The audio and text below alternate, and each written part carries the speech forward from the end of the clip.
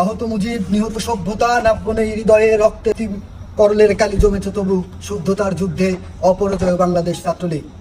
বাংলাদেশ ছাত্রলীগের প্রতিষ্ঠা বার্ষিকী উপলক্ষে সরকারি নজরুল কলেজে উপস্থিত সকলকে আজ 10 জানুয়ারি বঙ্গবন্ধুর স্বদেশ প্রত্যাবর্তন দিবসে আমরা গোপালগঞ্জবাসী সারা বাংলাদেশকে একটা মেসেজ দিতে চাই, আমরা হাল ছাড়ি নাই, আমরা হাল ছাড়বো না।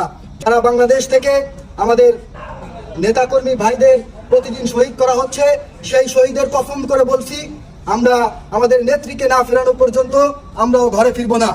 জয় বাংলা, জয় বঙ্গবন্ধু, শেখ শেখ শেখ মুজিব।